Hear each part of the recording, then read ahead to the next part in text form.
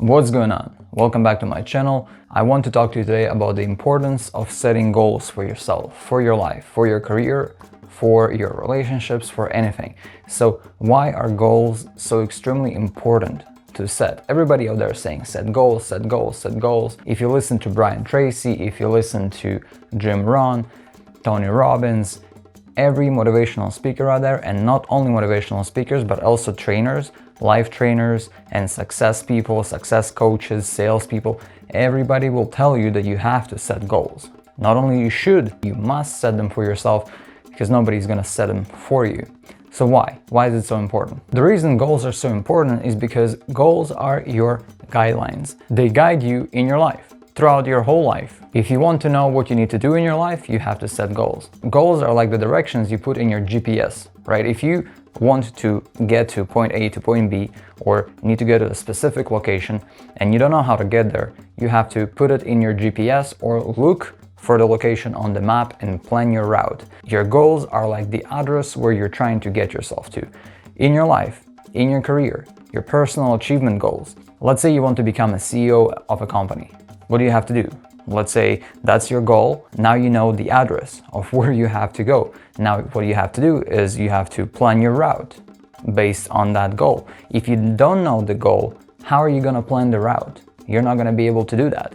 I'm using this example because it makes a lot of sense if you think about it. The first thing you're going to say if someone invites you over to a new place is, what is the address? Tell me the address so I can look it up and actually get there, instead of having to look for the house all across the city, which is clearly impossible. You can't just find someone in the city unless you know exactly where they live.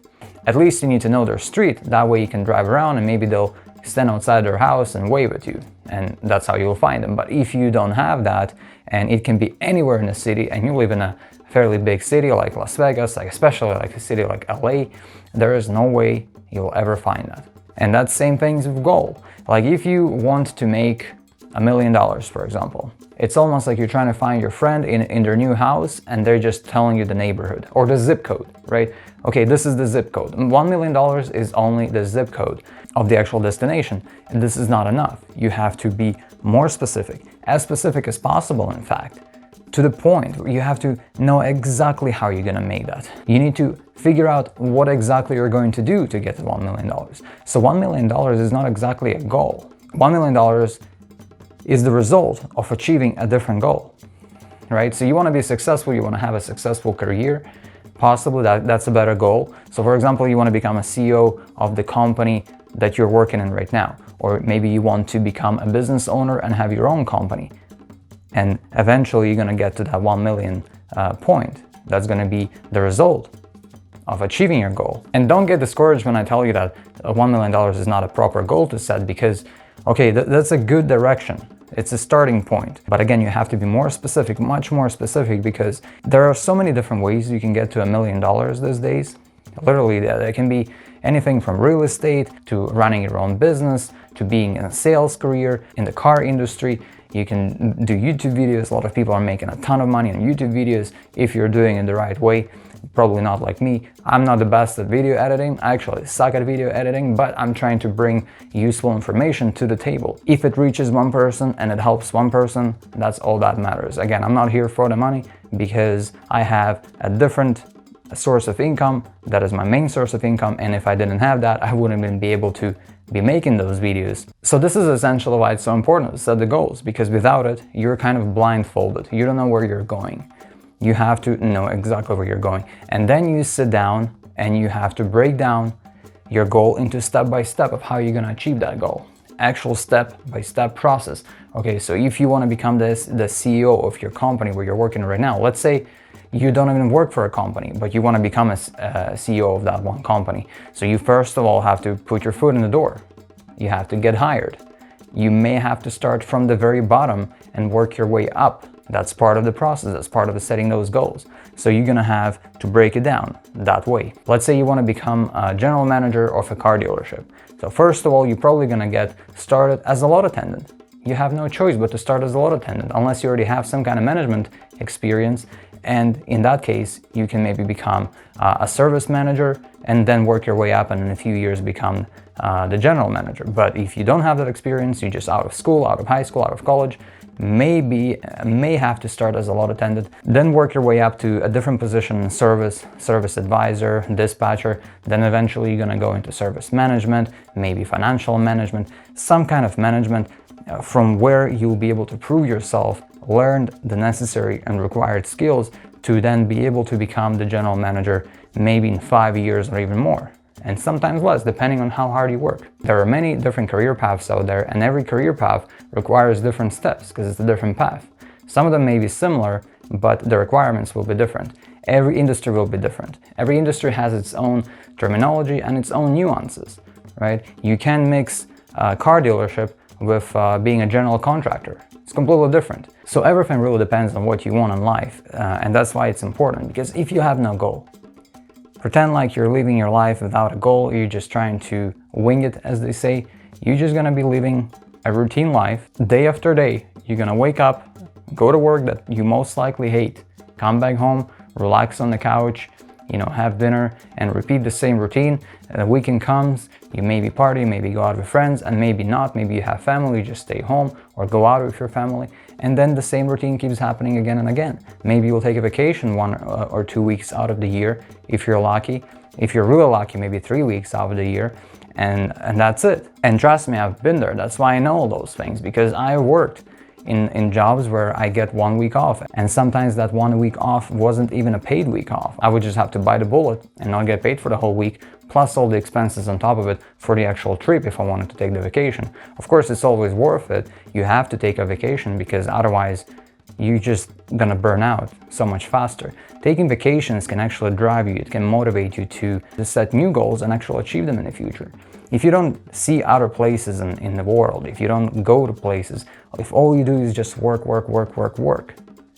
for someone else especially, you are never gonna see what's out there and you're never gonna strive for more. That's my opinion, because it's very easy to be swallowed by the routine. I definitely recommend taking vacations once in a while. By the way, check out my video on how to book a vacation on your own without a tour agent. You can find great deals by yourself. You don't have to wait for that last minute. You don't have to wait for someone else to do it for you. You just go on there and you do a little bit of research. And then let's say you go to a vacation and you decide, man, it would be so amazing to actually live close to the beach. It would be nice to live out in the mountains, have a house over here, or at least have a cabin so I can come out here every year or a couple times a year. If you don't see those things and you don't feel those things, you're not gonna have the right emotions to set those goals. It's really important to get yourself out there and see the world. Definitely see the world, and that will help you set new goals. You will also get to see, if you go to other countries, you might see how other people are living. In some places people don't live to work. Here in the United States and Canada, we all live to work because we're living for that paycheck, because without the paycheck we can't do anything. In Europe, for example, they don't do that. They have a good balance of work and life. Not everybody, of course, but they at least strive for that because they enjoy their life. And there are a lot of cases of depression, lots of suicides because people hate their lives. Believe it or not, you can change that. You can change your life. One amazing saying that Jim Rohn said or used to say is, if you don't like where you are, move, because you're not a tree. Trees can't move, they have no choice. They stay where they're planted forever until they're taken down and used for firewood. We, luckily, are not like that. We don't have to stay in the same place. If you don't like the house you're living in, you have to figure out a way. Set a goal to move out of this house. That could be a great goal. For example, you don't like your neighborhood, you don't like your apartment, set a goal to live in a better apartment in a year from now. Set deadlines for yourself for achieving that goal.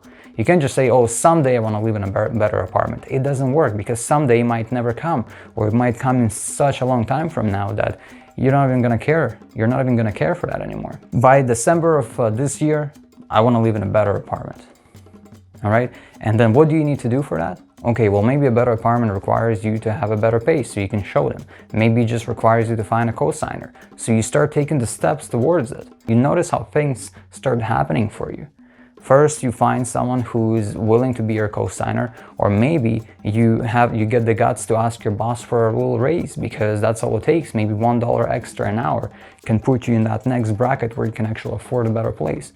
And you can explain it to them. I've been working here for so long and I'm putting in the hours and the hard work and effort and never ask you for anything. I wanted to see if it would be fair for me to get a little raise. That's all it takes sometimes, and you'll be surprised. I just gave you a perfect script to ask for a raise. You can't do that very often, and you can't do that if you're always late and don't really perform very well. But if you're a hard, good worker, you will get that raise. Alright, you guys, understand the importance of setting goals for yourself, setting deadlines to achieving your goals, to reaching those goals, and your life will become so much better. Trust me on that, because it does work. It's really important. Like this video, subscribe to my channel, and I will see you in another video.